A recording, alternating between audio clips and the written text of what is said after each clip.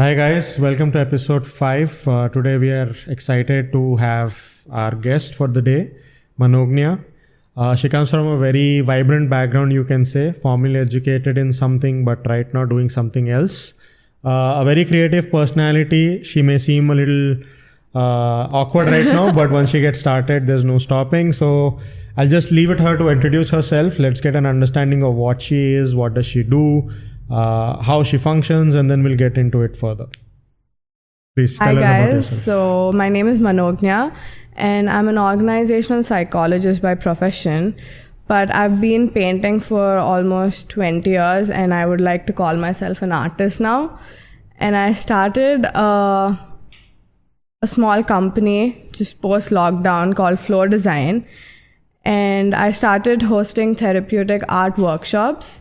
And now I've hosted more than 50 workshops all across Hyderabad. And yeah, that's what I'm doing currently, but I plan to expand. So the psychology part, what did you say? What's it called? Organizational psychology. Tell us, I want to know more about it. So it's basically a mix of HR, PR, and business psychology. We would work with employee efficiency, improving business, how you can maintain. It's basically focusing on work-life balance of an employee. Okay. So as a psychologist, I would, strategize how you can do this for your employees. So you kind of do the framework for the employee for the company, in order to basically have healthy working employees. Yeah, have a good work-life balance. And post-COVID, everyone wants to focus on having a good work-life balance. So that's what I specialize in. I studied from University of Exeter from UK. How did you even get to know about this? Because this is something I'm hearing for the first time. So I've always been very entrepreneurial and I also liked psychology. I liked understanding people. So to combine both of it, I came across business psychology. Okay. So yeah, that's what I liked initially. And if there was a degree associated with it, what's better than that? Okay, so you basically had an idea in mind and then you started looking what is the closest thing to it. I always wanted to do something where I could help people. So I thought maybe I should do medicine. Okay. And then when I got my senses, I understood I cannot study so much. So then I did psychology for my undergrad along with economics. So that's when I understood, okay, I like business. I like what happens as an entrepreneur. And we also come from a business background. My dad's into business. So I thought, why not combine both and do something out of that? So you literally did that. Your mom's into art, your dad's into business. And so I combined both with a degree because that's what they wanted. That's interesting. Yeah. And then what was your family's reaction when you told them that you want to study something like this? Did they have any idea of something like this exist, or you had to explain it to them? My mom's a psychologist, so she was pretty supportive of the idea that I want to be a psychologist. But my dad was again like, why don't you just do BBA or law because you're very good at argumentative conversations. So, but yeah, it took some time to explain to them that, okay, there's some course like organizational psychology, and then I got like some mentors come talk to them and explain the potential of the field. You basically use another psychologist to brainwash them and allow you to do what you want to do. Not exactly psychologist, but someone who knows what is happening, okay, there's scope for, not just HR, but there are psychologists that organizations hire now. And post-COVID, really? Yeah, every organization has a psychologist. It's a must.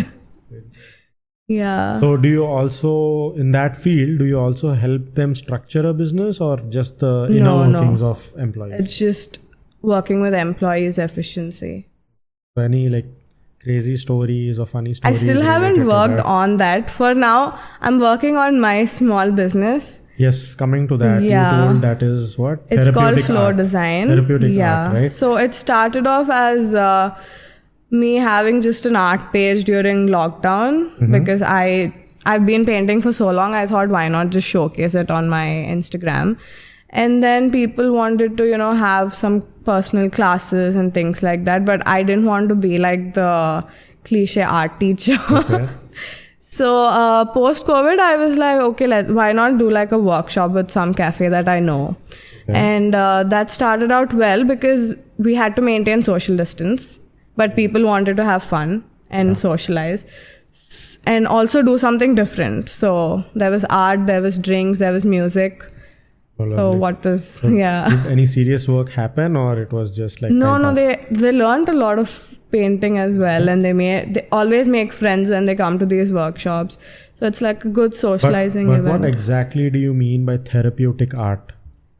So fluid art is a form of art that I do, and it's considered therapeutic because you play with colors, you associate colors to your moods, your moods, and the paint flows. So a lot of them find it very therapeutic, very calming, watching colors just flow and blend into each other. So that was the idea behind, having a therapeutic art workshop. But currently I'm mostly focusing on acrylic painting Okay. because it's easier for me to teach at a workshop, given the But time for the viewers, constraints. can you explain what fluid art is? So fluid art is just another medium where you use acrylic colors with a pouring medium. I don't want to reveal how it's done. Okay. So it's a very fun activity and you don't need to have any art background. So you can all try it. Fine. So, has any incident occurred where not just people who are interested in art, but someone like who was looking for some form of therapy, they had come for it and they actually, had a major change of mind, or they felt actually relief from something, or they were able to let out their emotions. Basically, some form of therapy that they have experienced and come to you and shared their story? Yeah, so not exactly let out emotions, but definitely they found the whole experience very calming, very, very different from the usual. They also met like-minded people, they made friends. So it's mostly, building that community where it's a safe space, definitely. Yeah. And all of them always find it very calming because a lot of them have never painted in their lives. A lot of them who come for the workshops. So they thoroughly enjoy. They actually discover a new talent in themselves when they leave. So they all have like this eureka moment when they come for They're like, wow, we can also paint. It's not as difficult as we thought. So it's nice. How did the whole idea of something like this come to your mind? Because I have never heard of something like this before. I mean, I've heard of fluid art, but I never knew that it had this therapeutic side. So fluid art, I've also never heard someone call it therapeutic art before, but I've curated it in a way where, when I'm doing it, I talk to them, I give them prompts to explain their mood or write down how they're feeling and associate a color with it, and then, blend it in and see how, colors are nothing but, your mood's changing, and when they blend, there's like a new color that emerges. Yes. So I think I've curated the whole thing in such a way that it gets a little therapeutic and calming. Okay, so basically what you're saying is it's an activity that already existed. You added another angle to it. Yeah. So from whatever you've told me so far, I see that you have this strong sense of empathy. Not sympathy, but empathy. Yeah. And from what I have learned in life, I believe that empathy is a really strong emotion that always has to coexist with a business for that business to survive. Because sympathy is something people look down upon and hate is everywhere. So I feel empathy is your strong forte, I feel. So from whatever I have understood of you. Because very observant. Yeah, because you are someone who wanted to get into psychology, help people, but you also had the business mindset, and then you discovered that you can use art to do that, and you are able to help people while also adding value to their skill set, basically. Right. So empathy is what you thrive on.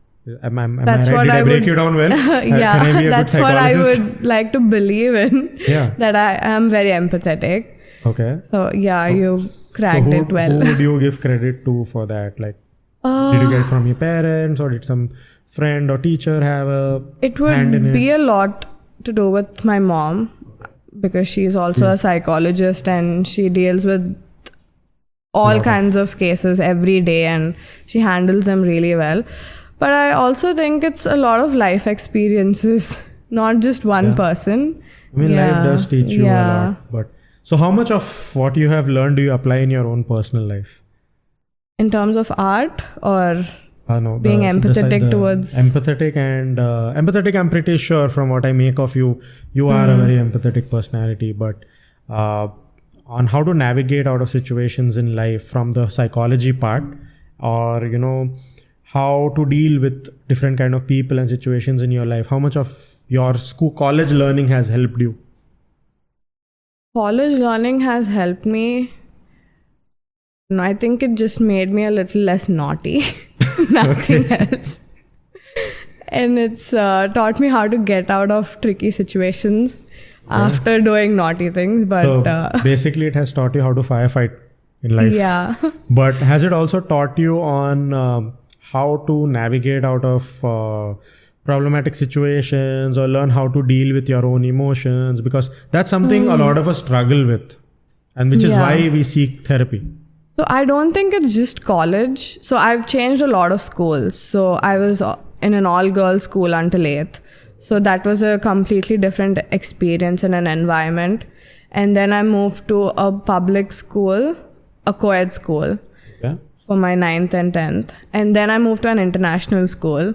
So I've seen like different areas of schooling. But if you see, you've actually like upgraded every few years. Thanks to my dad, but yeah. So I've dealt with a lot of situations, different environments, different genders, and teachers also vary. Like, you know, from an all-girls school, their mentality towards girls was very different from an international teacher. Yes. So yeah, I wouldn't just say my school or college, but definitely it's made me very patient, and empathy definitely helps. So before I think I react to situations, I try to understand where they're coming from. That's a sign of a very empathetic person. You kind of justify people in your head even before you pick an argument. Yeah. So even before I argue with someone, I try to decide if, you know, it's worth it or not, instead of just putting my effort into it and later feeling bad, okay, I couldn't, you know, get the output that I was looking for. It's very important. And do something else. Good that you're not a lawyer. Yeah. I wouldn't take half the cases.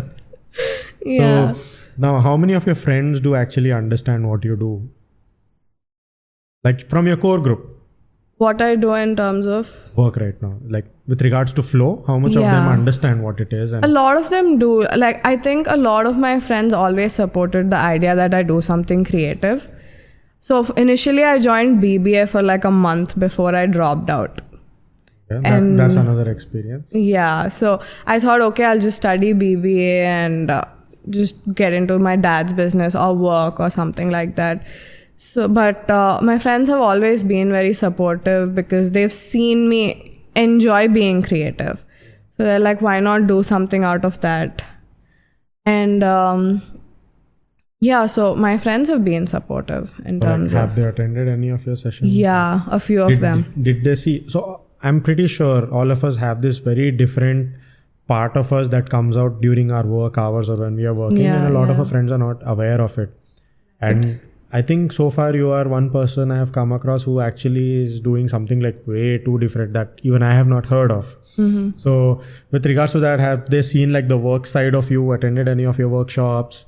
Yeah, a lot of them have attended. Okay. But the best part of my work is I think I can still enjoy it because I don't have to be very serious. You can enjoy it, but it always, you have this small switch in you. All of us do, I believe, when we are working and when we are not. Yeah, I am professional, but I'm still fun to be around even when I'm working, I think. To your friend, for example, let's just say I were to come to you for advice right now. The way you would advise me would be different. But if I were to attend your workshop and then over there I start a conversation with you with regards to some problem that I'm having, the way you deal with it then is going to be completely different, right? So that switch in you, have they seen that? I have no idea. They have not complained or they have not pointed it out. Any of your workshops? Yeah, a few of them have. And what was their feedback? they've enjoyed it. They didn't think I would be so professional and that I would handle such a crowd and work so hard. They thought I'm always a little laid back and would want to be spoon fed. But when Generally, I'm working, the kinds who we assume are like that are usually the hardest. Yeah, but when I'm working, it's like 3-4 hours of me just constantly running around, not sitting. So you don't have a team. It's just you by yourself. Currently, no. It's just me who does everything. But yeah, I plan to expand. I plan to work with corporates and move online. So who helps you with carrying a lot of stuff? It's my driver. Setting up. Just you two? Yeah. Initially, it was just me, my brother, and like another friend. Mm-hmm. But now, because my brother's fed up with this, I've moved to my driver. And he enjoys it. He keeps meeting a lot of these people and he's building his own social circle. Yeah. He meets all their drivers and he chills with them. So yeah. And did your parents attend any of your classes? Not yet. They want to, but since there's alcohol involved, they're a little skeptical about it.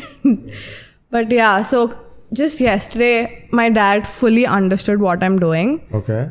Until now, my mom knew, but my dad fully understood yesterday. And he was like, why didn't I know any of this all these months? I was just doing like a trial and error period where I wanted to know. I was sure that, I want to expand on this. So now we're building on it. I'm going to hire a team, hopefully. Yeah. And expand. Like, you want to go all India or multi-city for now? What is your scaling goal? So I'm looking to expand online by this summer. So like online courses completely curated for the corporate system or, private workshop. And work with schools in terms of art workshops. Yeah. And I also just recently finished my art therapy certification course. There's a course like that? Yeah, so I'm a certified art I've been therapist. living under a rock all this while. I don't understand a thing that you're saying, but it all sounds so interesting because little do people know, apart from this, my formal education is architecture. So I have a small relation with art. I'm not good at art. Okay. I never had that, creative hand. But when I hear things like this, it kind of ignites that feeling in me that, some form of relatability is there. Yeah. So all these courses are very new to the, the common people. It's all come up after COVID. Okay. So nothing like this existed before it existed, but people weren't aware. Okay. It is a very modernized concept. It existed in the US and places like that, but in India, it's very new. So because I studied in the UK, I came across a lot of courses like this, and I recently just finished my certification. So the plan is to incorporate art, psychology, and, Basically, you like making people do a lot of mental work. Improve their mental health. Okay. Yeah, that's a better way to put it. But so since you have empathy, art, psychology and all of that, did you ever consider getting into like art restoration and stuff like that? No. Personally, I don't I think align with that. So the restoration thing, but you kind of restore people when you do therapy, right? I would choose people over any other thing. Any other materialistic thing, again, if you call just a piece of art. Yeah. Definitely it comes with a lot of emotion from the artist. But again, I think humans need a lot of focus. Humans need restoration currently. So I want to focus on that. People who ever need any kind of help, they can like reach out to you. Yeah, definitely. So do you also do any kind of consultation calls for people, or no, it's only exclusive to friends? Yeah, friends definitely always, but I don't take consultation, but my mom does. She does. Yeah, she's been practicing for more than 10 years now. So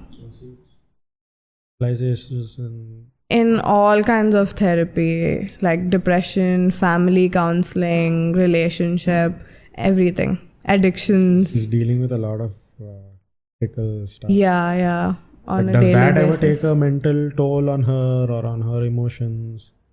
not a mental toll on her, but sometimes she's just surprised with the kind of things that are happening and the kind of things especially our generation comes up with, and she's just like, I'm so glad you're not like that. So yeah, sometimes she has like this realization that her daughter is very good. Is that true though? I'm sure she won't watch this. I would like to believe it. Achha. Yeah, I'm getting there slowly. Okay, I'll share the link with her when this comes out then. So, like you said, you want to take this thing, your Flo Design, to be virtual. Then how do you plan on creating the similar essence and experience that happens in the physical workshop? How do you plan on taking it virtual? So it's going to be a differently curated workshop when it happens online, because we can't have the same experience online. So we're going to curate a workshop in which, there's going to be art and psychology, and it's going to be very therapeutic because I'll be using different prompts, different questions to address, depression, mood swings, anxiety, different things like that. And we'll be working with different ages, maybe, collaborate with schools and work on summer camps, things like that. But it's going to be a totally different experience, and it's going to be worth it for sure. I think this might just be the future for hopefully psychological part that you're saying, the blend of these two things. I think it's going to be something path breaking. Yeah, because currently there's a lot of awareness just for, therapy and psychology. There is awareness now. There was stigma before, so we have progressed. And I think this is going to be the next big step. Yeah, so why not make it fun? Why does therapy have to be, something mundane and sad? Not just mundane. There's still a little bit of stigma when it comes to a few people. Definitely, They're still not open. If they're going for therapy, they're not open to tell. My own family, like extended family, would be like, why do you need to go for therapy? So they don't understand I am a now therapist. They'll have an excuse saying, I'm going for art class. That's going to be therapy, basically. Definitely, yeah. So did you share these ideas with your parents? I'm pretty sure you must have. Yeah, with your dad, knows. did you? Yeah. And what did he have to say? He was also a little taken aback, and he's like, where did you get all these ideas from? Taken aback, or was he like, how did you even come up with this? He was surprised for sure. Okay. So he always wanted me to work in like a corporate setting, do like a job, understand the hierarchy. And then pay for your own therapy. Yeah, exactly. So now I think he realized that I'm not someone who wants to work for someone else. Yes. I want to work for my own thing. So yeah, he's pretty supportive. They all got there eventually. I mean, for every parent, I think it matters more about they want to see their child secure. And when we do something path-breaking like this, when it seems for them, they believe in the real world. When we talk of ideas like this, they seem unrealistic. Right. I mean, if you were to tell me, like you told me right now, that you want to go virtual and stuff, in my mind, it sounds like, oh, so amazing. But as parents, they won't go by that. The first thing will come like, what's the execution plan like? Is it viable? Right. So, and it's not, you can't blame them for this because, So I literally built my career around it. They wanted me to finish masters. So I picked up a course, I did my research, got into a course that would eventually help me, build something around it, around art and business. So I gradually got into what I wanted. Also, while not, blaming them for not understanding me or pointing fingers at them saying, you're not being supportive. Because from where they come from, obviously they want us to be secure. So you basically gave them the safety net first. Yeah. So you basically did a barter system with them. You gave them what they wanted, and now you're getting what you want. And initially they didn't know the whole sip and paint I was doing, the Flo Design, nothing. They didn't even know it was happening? No. How did you manage to pull that off? I was just going out.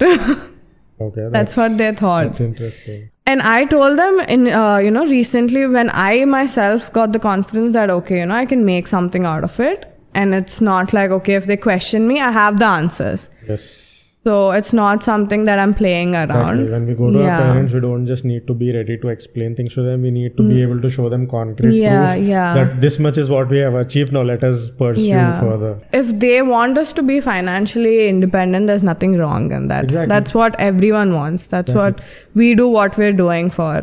I think they must have noticed two things in you. Empathy is something they must have noticed in you from a very young age. But what I also feel is you have picked a very niche subject.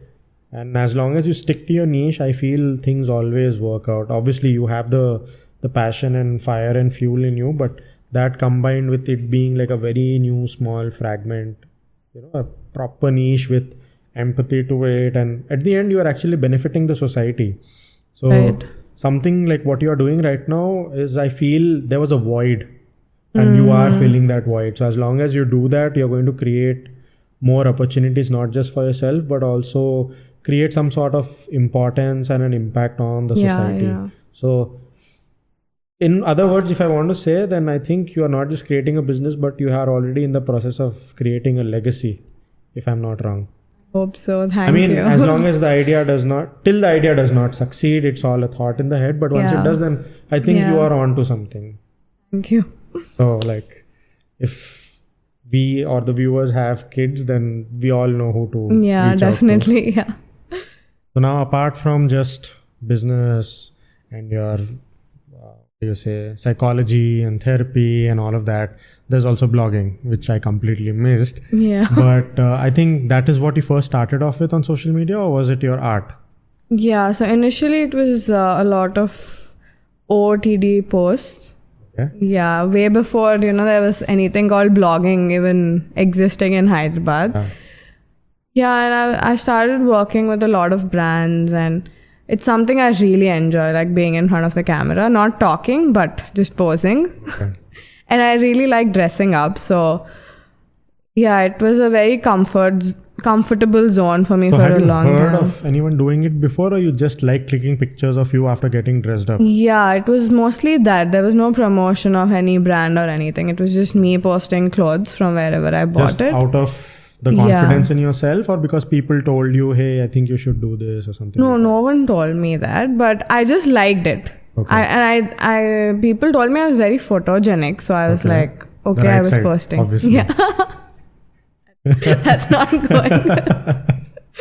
So and then I was doing a lot of that, but then I moved to the UK and I got really lazy to shoot there. I wasn't making any videos.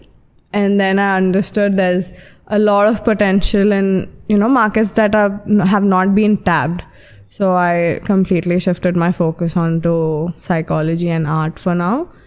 But I still dress up for my workshops. There is some form of relatability between us. I like getting into things that are less tapped up upon, be it business or investments or anything. And I think you choose to do the same. So how did you go from architecture to a fitness trainer, and how did you, I personally want to know how you managed to convince your parents to get into this, because I know that it's not easy when you choose a completely different path, My parents always kept me active in sports now, but they didn't ever let me pursue that as my career, and I even didn't take it that seriously. For me, it was just about, I want to be the best at any sport that I play. So they promoted every sport that I played, but it never went like big. I did play, for my school in majority of the sports. I was one guy who was into a lot of sports at the same time. And after my 10th grade, when life changed from school to college, the transition happens.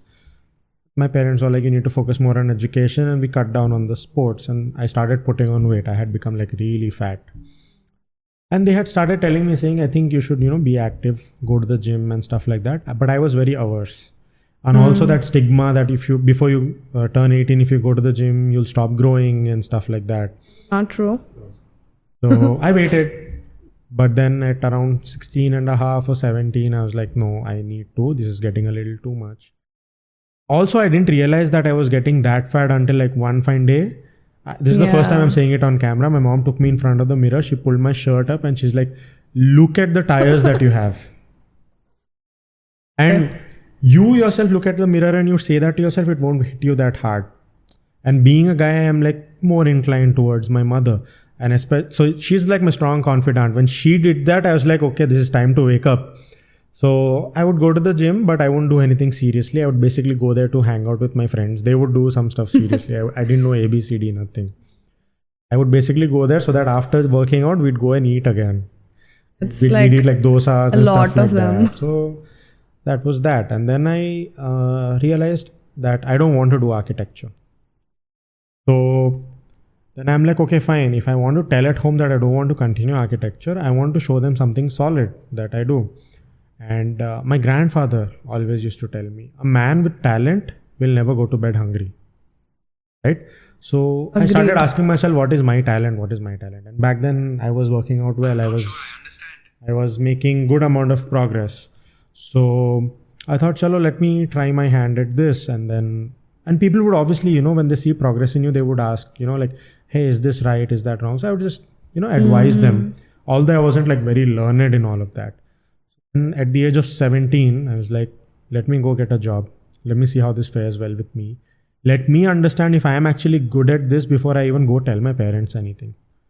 I got a job, started working, didn't tell at home. What job was this? I was working at F45. Couple of months went by. I signed like a 1-year contract, and then I told at home that, hey, this is this. I go to college in the morning, in the evening I'm going and working. So that fear of me in my head vanished, where, what do I tell them that I want to do if not architecture?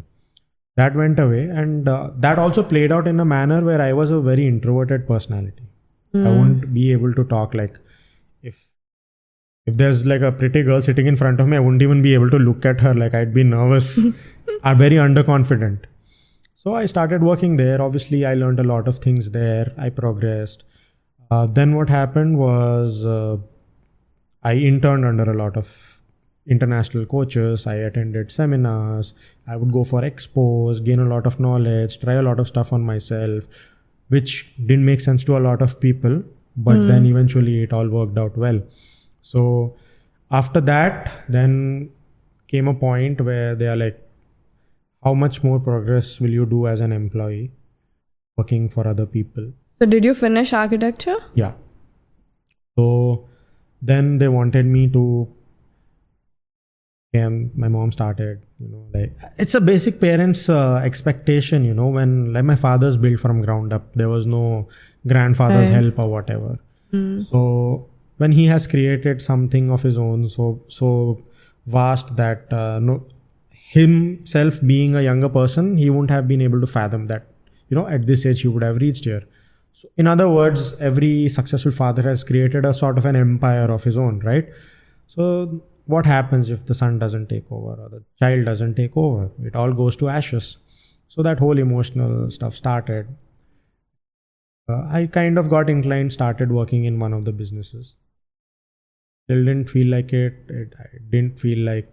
I'm not someone who can even wear like jeans t-shirt and go to work. For me, my track pants and t-shirts are like my work clothes. So I take pride in it. For me, sweatpants to work is like my greatest flex, you can say. So then I came to think of, just like you, blend everything together. So the whole idea of the studio and everything came to me because when I started out, there was no one to help me. Okay. Second thing, back then, fitness was something very new. It wasn't considered a necessity. It was considered a luxury. Right? So when I asked my parents, I want to hire a coach or something, they were like, it's all stupidity. We know you won't go, whatever. They rubbished it off. I decided I'll learn things by myself. But there was limited knowledge available online. Right? And then let us assume I had the money. I had all the resources. How do I check who's the best guy? There's like no number written on their forehead to tell, okay, he's a 9 on 10, he's an 8 on 10, he's a 10 on 10. No. And then just because I was introverted back then, if I walked into a new place, be it a gym or something, I would feel like everyone's looking at me. And they're looking down upon me. And if I go into a gym and I see 2-3 trainers sit together, I'd feel like they're talking about me when they were not. And even if they did, they'll probably talk about it for 2 minutes. Why should I be so bothered, right? So that made me realize that one, proper guidance, someone who can give you that needs to exist and make it very clear that they're genuine. Right? And number two, create a safe space where anyone's comfortable to come and use it as their own space. So I thought, why not create something like that and have an impact on people? Because like I said, every industry has a void. As long as you fit into that void, give people what they actually want and be very genuine, you will be surviving. Now again, after you open this, then there'll be another void. Someone else will come try to fill that void. That's how the world works. But it has to start somewhere. Definitely.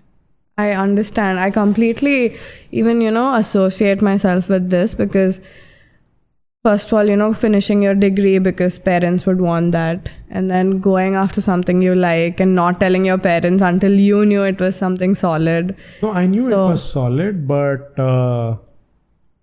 see, it's one thing to be confident in your head. The other thing is to actually see it turn into reality. Right. Planning in the head is something, executing it in real life is completely different.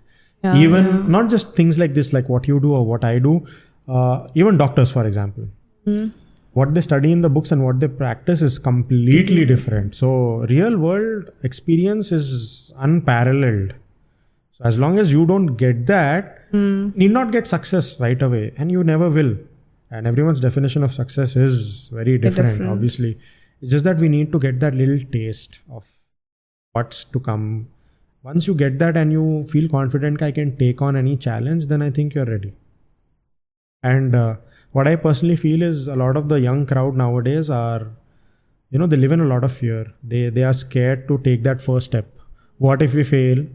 Our parents will ridicule us. They won't support us anymore. They'll doubt our judgmental skills. All of that. Our parents are not ruthless like that. They will understand. Even they have seen failure in life multiple times. So there's you just take the first step. Constant comparison, I think, with everything around you. Exactly. You keep seeing people like kids making millions just on TikTok. Yeah.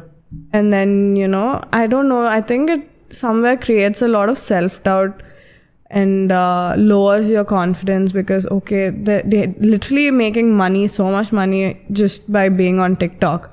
So what if I don't succeed? See, it's every idea is bullshit to them unless they see it happen in reality. So your goal in your head should be, if I'm in it, then I'm in it to win it. Yeah. That's it. So now we'll move to the fun part. Yeah. I'll ask you a few questions and we'll see if we can tingle your geek side of your brain. Okay. If you had a podcast, which 3 people would you love to have on it as guests? Maybe Hrithik Roshan. Okay. I don't want to explain why. Okay. I'd have Sadhguru on it. Oh, that's interesting. I think I'd want to have Elon Musk. I actually thought of Sadhguru when I asked you about that place. A place where there's art, there's cafe. Like Isha living. Exactly, like Isha life. Okay. Now, what part of today's podcast, what segment of it was something that had an impact on you or something that you feel you'll be taking away with you when you walk out of here? I again got reminded of how important, the conversations you have are. Because I didn't expect you to immediately understand that I'm empathetic. But just with like a 5-minute conversation, if you could... Don't go by the face, I'm smart. But with like just a 5-minute conversation, if you could have deduced that, I think people should be more aware of what they speak, how they speak. Yeah, so I would definitely take that away today. So mindful living. Yeah, mindful talking. Exactly. Yeah. That wraps up our session for today. It was really fun having you. A lot of gratitude for you to come down here and agree to be on the show. Thank you so much. Share a lot of new knowledge with us. So thank you for being on our show and having an amazing time with us, sharing a lot of new things with me, which I will probably go back and Google. Yes. Yeah. I have a lot of more questions. I will stay in touch with you. Thank you so much for having me. Hope you also learned something new today. A lot. So, and for our viewers, if you could like, share and subscribe to our YouTube channel, Project You. And do not forget to click on the bell icon to be notified whenever we come out with new series.